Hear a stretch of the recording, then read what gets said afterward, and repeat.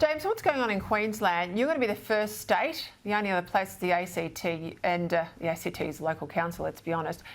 First state to go down the path of pill testing at music festivals. I call them music festivals very loosely. They're just drug dealing, gigs, I suppose.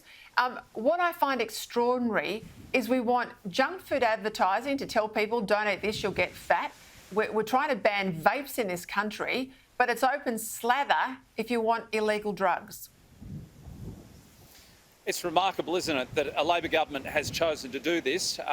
You'll have police officers just sitting outside the festival trying to control crowds, and yet within the confines of that festival will be scientists working out whether a drug is safe for you to ingest or not. No wonder the coppers have had a gutful and they can't replace the ones that are retiring. We're going to lose 30% of our police due to retirement over the next 10 years, and they're finding it difficult to replace them. Any wonder? All those things that we are supposed to teach as adults, as parents, that drugs are bad, there's something missing. And I'm not quite sure whether it's poor parenting or the fact that we've now got excise tax on alcohol that's just way beyond people's means to be able to afford a good time without risking their life. That's what this comes down to. These are harsh drugs, no one knows what's in them, and you are putting your life at risk. I'm sorry, if it was my niece or nephew, I'd have to say to my sisters, they chose to take the drugs. They chose to dice with death. If they lose their life, I'm sorry, it's on you. You know the risks. Yeah, I'm a bit hard line on it now, more and more. Let's go to the detainee issue, Nicolle. It hasn't gone away. The reports we've got and confirmation from the minister yesterday, ankle bracelets have been removed, cases have been settled because they didn't want to lose the case in court. But we find at least 5 detainees out in the community have had their monitoring devices removed, including a convicted rapist. Now, Labor's trying to avoid, interesting before you mentioned, it's not just the Human Rights Commission, Peter, you say, it's also the minister. Well, this is another example. Labor trying to say, it's not us now, it's not us, it's a board of bureaucrats, the Community Protection Board, that's making these sorts of decisions.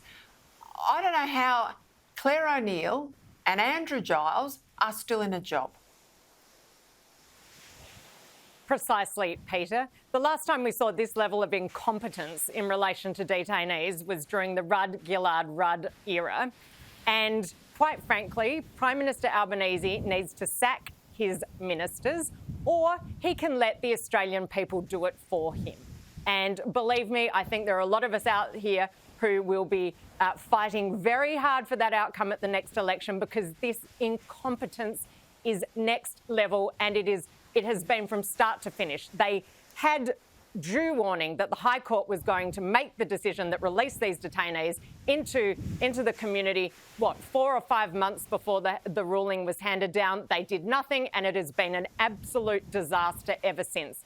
He needs to sack them, and I cannot believe that he hasn't. Yeah, it's gutless. No spine for the Prime Minister. James, Biden is backing down. The administration is winding back their vehicle emission standards. Now, surely, if the big marketplace of US automotive is moving, we're going to have to move here. Surely Chris Bowen's going to have to back down. Well, you'd think so, but Chris Bowen is as stubborn as they get, and I don't think he necessarily will. That problem is, though, unless we do back down, we won't be able to take cars from America within a short period of time. There are plenty of good vehicles with internal combustion engines that use very little fuel. We should be looking at those. The hybrids are perfectly fine.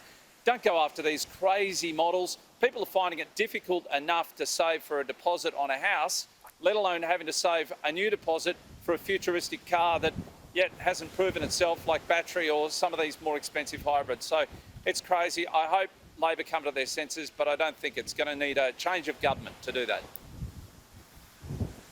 Right, I've got to leave it there. James, you're out there on the campaign trail. I can see that there ahead of the October state election. James, of course, is a candidate for One Nation. Thank you for your time. Nicolle, great to see you as always. Have a good weekend, both of you.